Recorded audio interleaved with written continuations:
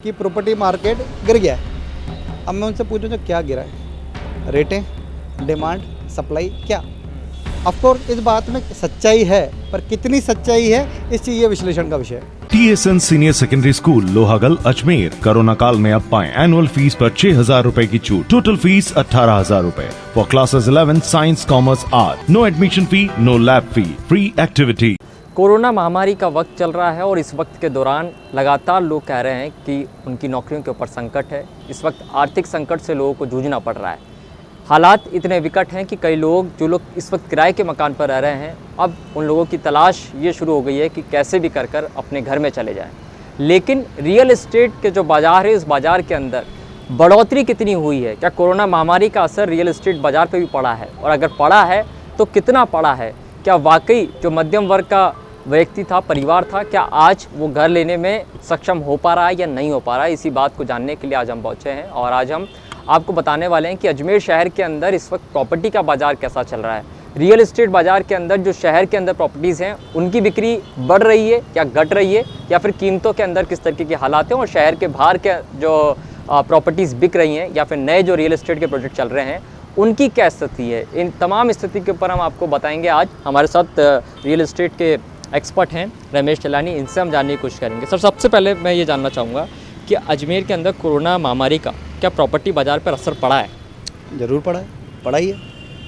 कितना असर पड़ा और कैसा असर है ये?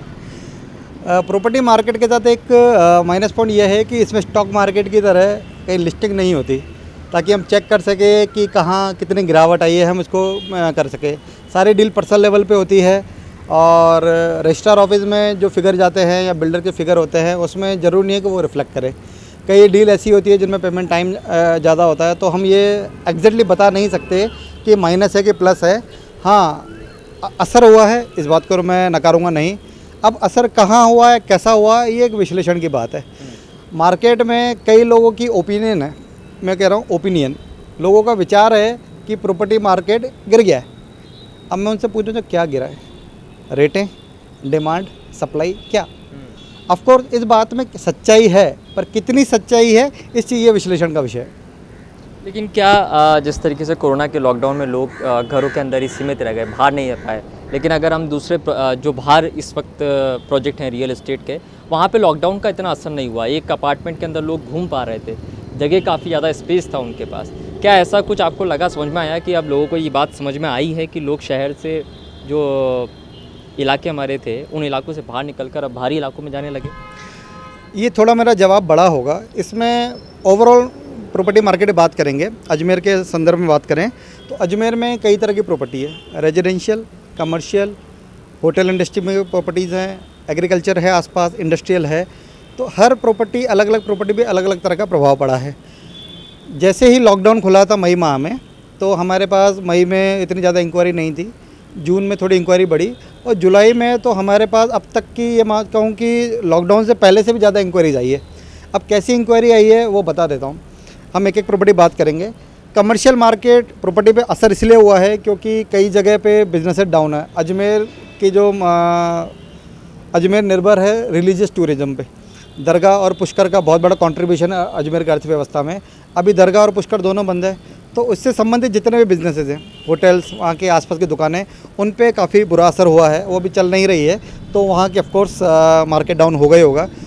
दूसरी बात, एग्रीकल्चर की बात करें तो एग्रीकल्चर अधिकतर लोग इन्वेस्टमेंट के लिए लेते हैं, खेतीबाड़ी करने के लिए बहुत कम लोग लेते हैं। तो अभी कई लोग ऐसे इन्वेस्टर हैं जो कि थोड़ा पैसा रोक के बैठे हुए हैं, क्योंकि उनको ऐसे अनिश्चितता लगती है कि पता नहीं ये केस बढ़ते जा रहे हैं, आगे जा क्या होगा, तो हमें लिक्विडिटी रखनी चाहिए, जेब में पैसा रखना चाहिए। अब आते हैं बात इंडस्ट्रियल की। इंडस्ट्री पे भी फ़र्क पड़ा है, क्योंकि कई जगह लेबर की प्रॉब्लम आ रही है, रॉ मटेरियल की प्रॉब्लम आ रही है, तो कई जगह इंडस्ट्री बंद हुई है। अब बात करते हैं रेजिडेंशियल की। रेजिडेंशियल को अजमेर में दो पार्ट में विभाजित करूँगा। एक वो एरिया है जो कि पुराना शहर है, अजमेर के जो दरगाह बाज़ार के आसपास, पुरानी मंडी, नया बाज़ार, केसरगंज, ये एरिया है। और एक नए एरिया जो पिछले 15-20 साल में डेवलप हुए हैं, जैसे वैशाली नगर, कोटड़ा, पंचशील, हरिभाव उपाध्याय नगर, ये एरिया है। तो जो सिटी के बीच के एरिया हैं, वहाँ के निवासियों ने अभी काफ़ी समस्याएं झेली है। लॉकडाउन के दौरान बिल्कुल बंद था, आने जाने में दिक्कत थी, आसपास कंजस्टेड एरिया थे। तो कई लोग जिनकी पेइंग कैपेसिटी है, जिनके पास फाइनेंशियल कैपेबिलिटी है, उन लोगों ने तो डिसाइड कर दिया है कि अब हमें बाहर निकलना है। तो अब बात करते हैं बाहर की प्रॉपर्टी, वैशाली, पंचशील, हरिभाव, कोटड़ा, यहाँ की हमें डिमांड आई है। ऑन एन एवरेज मेरे पर डेली 1-2 कॉल आते हैं कि हमें शहर के बीच की प्रॉपर्टी बेचनी है, और 2-4 कॉल आते हैं कि हमें इधर कोई ख़रीदनी है। तो ये अगर डिमांड सप्लाई की बात करें तो सिटी की प्रॉपर्टी में थोड़ी सी डिमांड कम हुई है, बाहर की जो आउटर एरिया, नए एरिया, वहाँ की डिमांड बढ़ी है। मतलब कुल मिला के जो अजमेर शहर में रह रहे लोग, उनकी एक मजबूरी हो गई है, उनको बाहर निकलना है अब। लेकिन क्या इस पूरी मजबूरी के दौरान आप आर्थिक हालात को किस नज़रिए से देख रहे हैं? क्या रियल एस्टेट में जो लोगों ने मकान लिए हैं अभी तक, क्योंकि आप एक्सपर्ट हैं इसके, तो क्या है कुछ डिफ़ॉल्टर्स हो रहे हैं या बाकायदा लोग अब पेइंग कैपेसिटी उनकी हो गई है कि वो पे कर पा रहे हैं? जो मीडियम वर्ग के इस समय कई रियल एस्टेट के जो बिल्डर्स हैं, जो प्रोजेक्ट बना रहे हैं, उनको कितनी संभावनाएँ हैं? क्या उनमें आ रहा है कि उनकी बिक्री में बढ़ोतरी हो रही है? मैंने बताया आपको कि मई में कोई ज़्यादा मतलब ना के बराबर कोई भी सेल नहीं हुई थी हमारी। जून में भी ज़्यादा कोई सेल नहीं हुई, लेकिन जुलाई में जो हमारे बिज़नेस हुआ है वो मैं बात करता हूँ। अगर 2020 की बात करूँ तो मैं मेरी कंपनी की बात करता हूँ, मुझे औरों के फिगर नहीं पता है। इस साल का हाईएस्ट बिज़नेस, यानी एक महीने में जितना बिज़नेस होता है, मान लीजिए अगर हम एवरेज जनवरी में हमने अगर 8 या 10 यूनिट सेल की, फरवरी में 8-10 की सेल की, हमारा एवरेज 8-10 यूनिट का रहता था अपार्टमेंट की बात करूँ तो आज जुलाई है, अभी 20 तारीख के आसपास है, हम ऑलरेडी 13-14 यूनिट सेल कर चुके हैं। तो मैं अगर अपने हिसाब से कम करूँ तो मेरे जो बिज़नेस बड़ा है, और मैं मेरे जितने परिचित बात करता हूँ उनका भी ये कहना है कि हाँ डिमांड तो बड़ी है। अब किसने कितना कन्वर्ट किया, कितने कितना रियलाइजेशन किया, ये इंडिविजुअल टू इंडिविजुअल डिपेंड करता है। जैसे मैंने बताया कि यहाँ को कोई फैक्ट्स अवेलेबल होते नहीं है, ये इस रियल एस्टेट में थोड़ा मतलब ये कमी मान सकते हैं। यानी कि जो मजबूरी थी, उस मजबूरी का फ़ायदा कहीं ना कहीं रियल एस्टेट के बाज़ार को मिला है। एक चीज़ मैं बताऊँगा, ऐसे कई लोग थे जो 3-4 साल से ढूंढ रहे थे प्रॉपर्टी, उनको ये लगता था कि रेटें ज़्यादा है। अभी जो हुआ तो कुछ ऐसी डील अवेलेबल हुई है मार्केट में जहाँ बिल्डर ने भी डिस्काउंट दिए हैं, 10-20% तक के डिस्काउंट दिए हैं। तो कई लोग जो तैयार बैठे थे उन्होंने लपक लिया, उन्होंने तो ले लिया, क्योंकि लेना ही है। और फिर क्या, अब नहीं लेंगे तो कब लेंगे? किराए से बढ़िया तो अपना घर ही होता है। अच्छा, एक ये अजमेर शहर से बाहर बहुत सारे प्रोजेक्ट इस वक्त हैं, अफोर्डेबल स्कीम्स भी चल रही हैं, कुछ विलास के प्रोजेक्ट भी चल रहे हैं, और कई लोग प्लॉटिंग भी इस वक्त कर रहे हैं। यहाँ पर स्थिति कैसी बनी हुई है, और अफोर्डेबल सेगमेंट में आपके पास में कितनी डिमांड आ रही है? क्या वाकई अब लोग घर को छोड़कर अफोर्डेबल सेगमेंट में जाने के लिए तैयार हो चुके हैं और विलास में जाने के लिए रेडी हो चुके हैं? क्या एज ए एक्सपर्ट क्या है?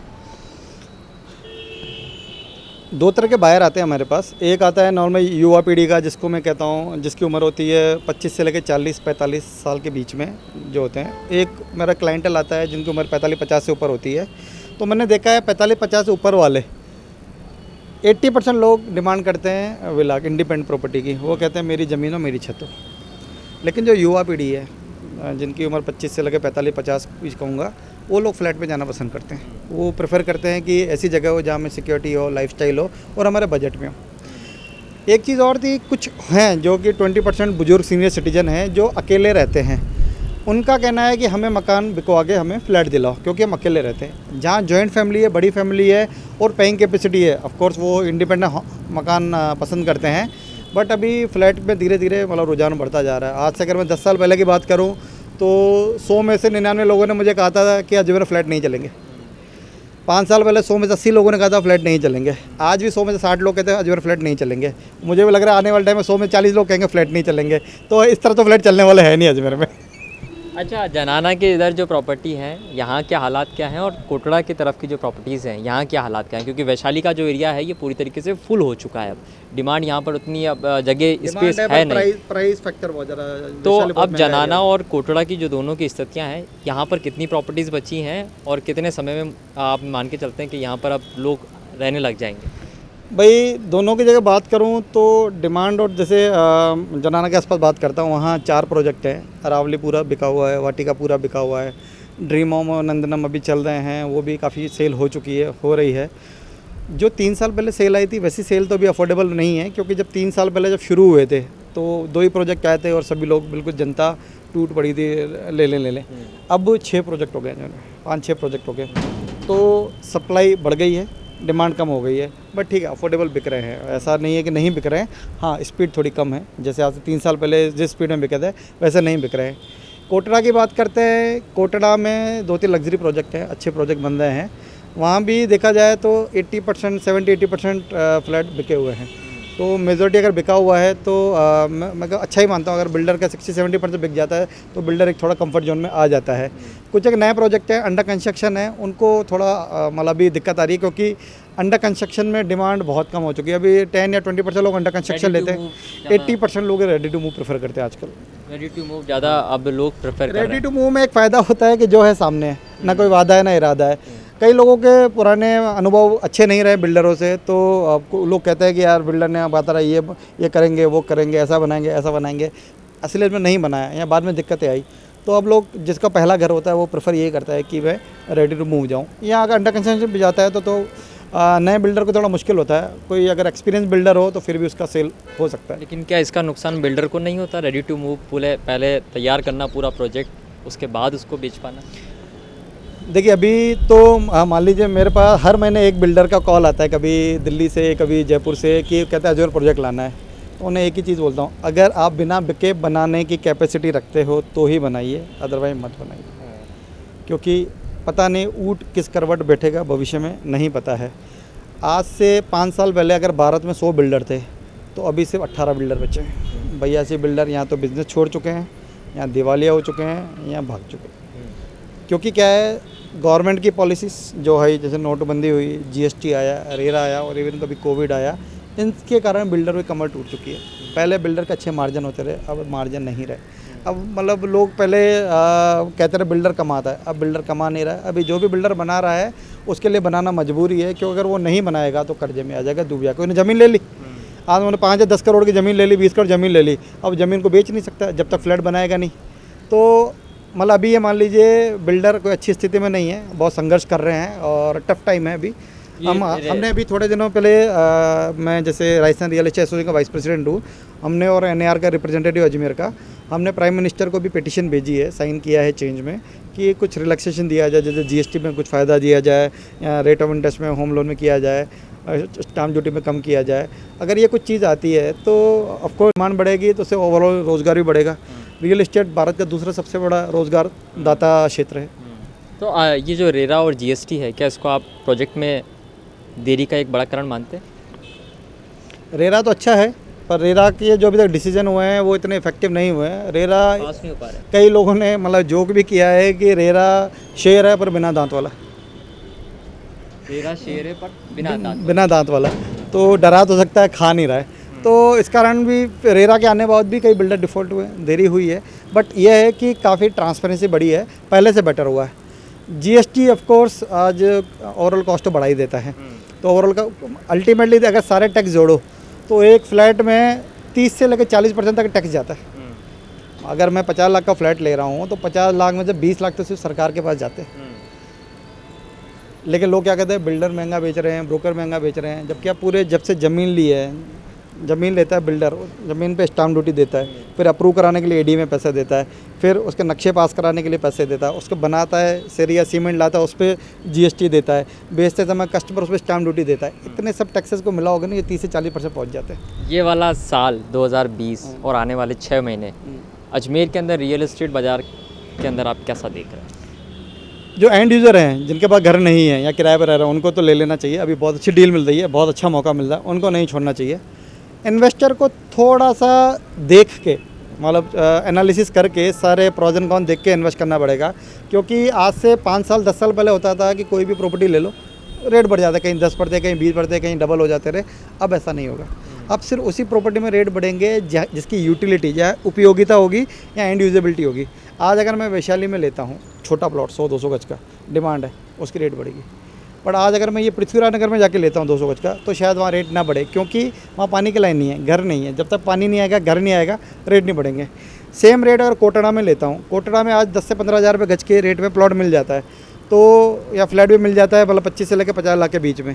तो ये मिडिल क्लास अजमेर में 90% लोगों का बजट 50 लाख के अंदर होता है, तो वो अफोर्ड कर सकते हैं। वो पंचशील में जाएगा, उसको मिलेगा नहीं, वैशाली में मिलेगा नहीं, तो कोटड़ा जाएगा। अब आदमी देखता है स्टेशन से 6 किलोमीटर ये पड़ रहा है, 6 किलोमीटर वो पड़ रहा है, तो कोटड़ा जाऊँ। और कोटा बहुत अच्छा डेवलप हो रहा है, तो मतलब कुछ ऐसे एरिया में अगर कोई इन्वेस्ट करेगा तो मुझे लगता है कि उसको अच्छा रिजल्ट मिलेगा। पंचशील पैक हो चुका है, अवेलेबिलिटी ना के बराबर है, वैशाली और वो ख़त्म हो चुका है। अब नए एरिया की बात करें, पृथ्वीराज नगर है, बट डिपेंड करेगा, जब तक वो पानी की लाइन नहीं आती या इंफ्रास्ट्रक्चर डेवलपमेंट नहीं होता, बहुत मुश्किल है पृथ्वीराज नगर रेट पर।